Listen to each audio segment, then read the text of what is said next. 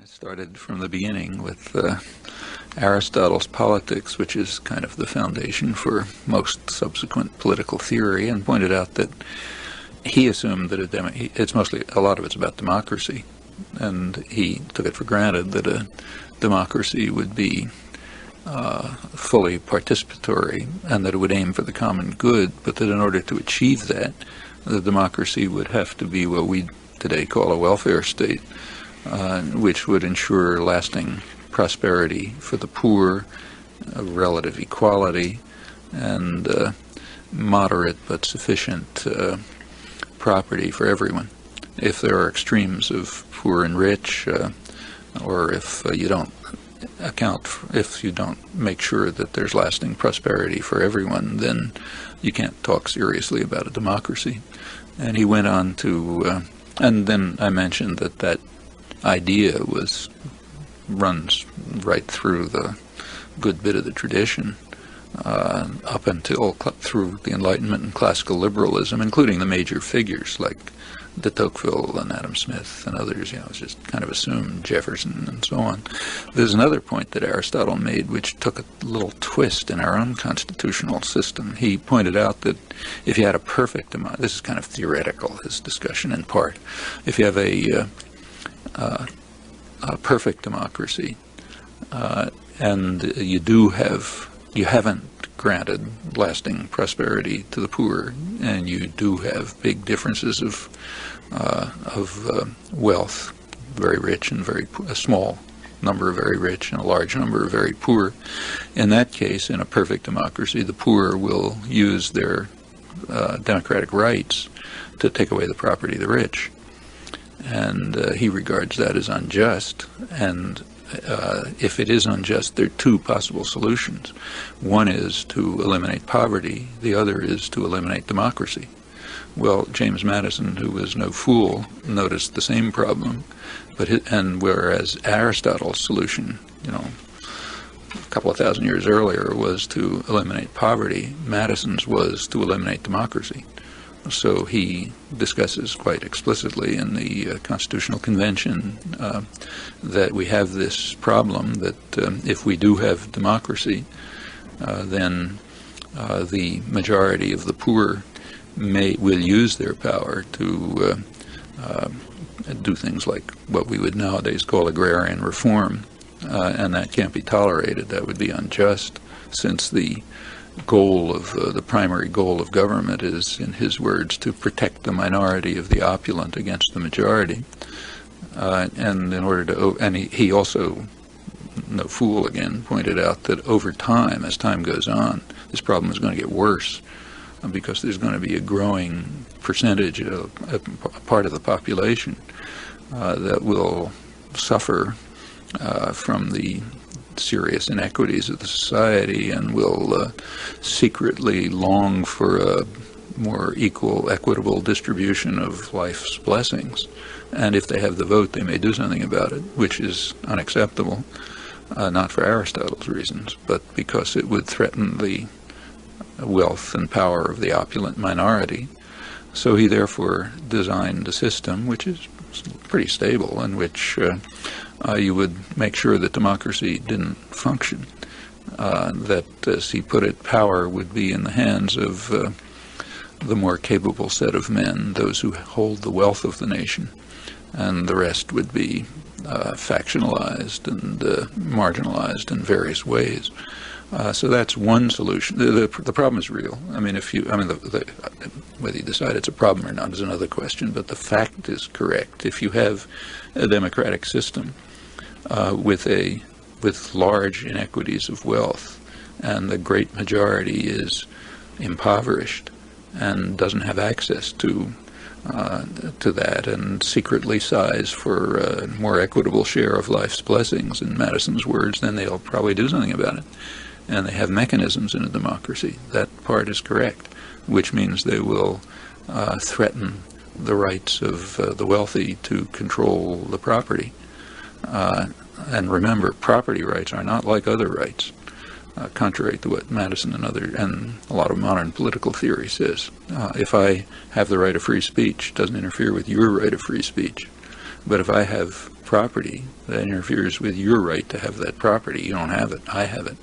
So the right to property is very different from the right to freedom of speech. This is often put very misleadingly about rights of property. Property has no right. But if we just make sense out of this, maybe there is a right to property. One could debate that, but it's very different from other rights. And it is surely the case that if the majority lacks the property and is suffering and secretly desires a more equitable distribution, they have mechanisms to do something about it. That's right. And as I say, there were two solutions. The classical one was to eliminate poverty. The one on which our own society was founded was to eliminate democracy. That's sort of worth understanding. And it takes various forms over the years, but the problem never ends. And we're facing it right now. I mean, if a democratic society were allowed to function, it's extremely unlikely that the things that are now called inevitable results of the market would ever be tolerated, because they simply concentrate wealth and power and harm the vast majority, and there's certainly no reason for people to tolerate that. Against this backdrop of globalization and the growth and power of transnational corporations, what action should be taken to reverse this process?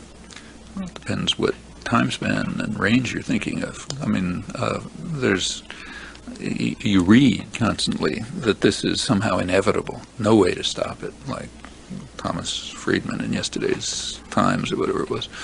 People who just mocks people who say you can do something about this. Well, that's certainly not true. For one thing, we should be aware of the scale of globalization. In many ways, what's called globalization is bringing about a situation which is not unlike what it was when, say, at the early part of this century. If you look at gross measures, like, say, trade and investment flow, and so on, it's relative to the economy. It's getting back to more or less where it was. Like, the one major change is the style of financial flows, which is extremely fast and overwhelms governments and so on. Okay, that's new. But there's nothing inevitable about that. That's public policy. I mean, it resulted from two major things. One, a decision to break down the system of regulated currencies, which is a policy decision made first by the Nixon administration, and another by the telecommunications revolution, which is just the normal form of public investment and public cost of the public assuming vast costs and risks, and then handing it over to private power to use. But these aren't things that are at all inevitable. The fact that the whole system is coming to resemble in many ways what it was early in this century, apart from things like this, that's been made in quite mainstream circles. Incidentally, it's not an unusual idea, though the differences are crucial, but under control. Now, beyond that, almost about 3/4 of the international transactions, like trade, for example, and investment and so on, are within Europe, United States, and Japan. Okay, these are all areas where, in principle at least, mechanisms already exist which allow the public to control what happens. That aside, transnational corporations are also a public gift.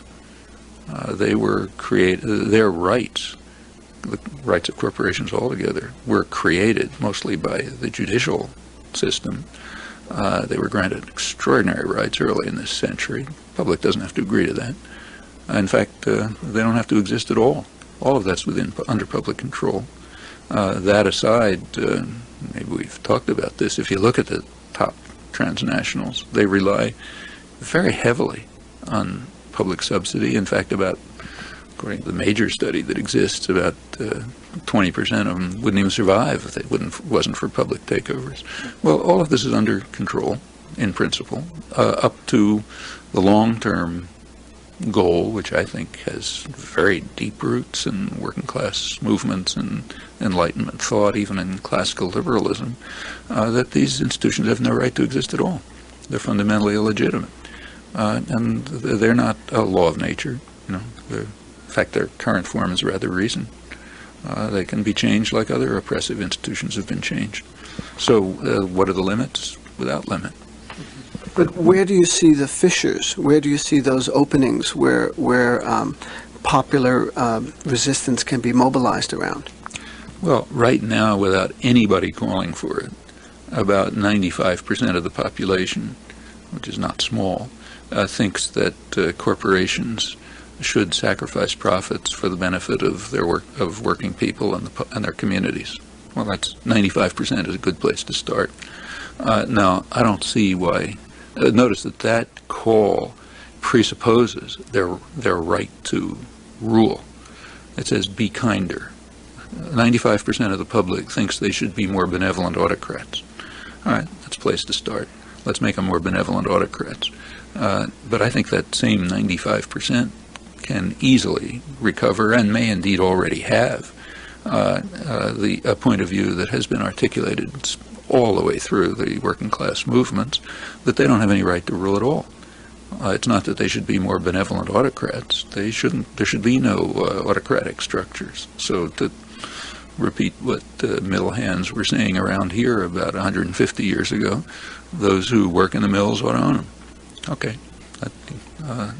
So we move from the idea that the autocrats should be more benevolent, which is correct and fair, to the question of whether there should be autocratic structures.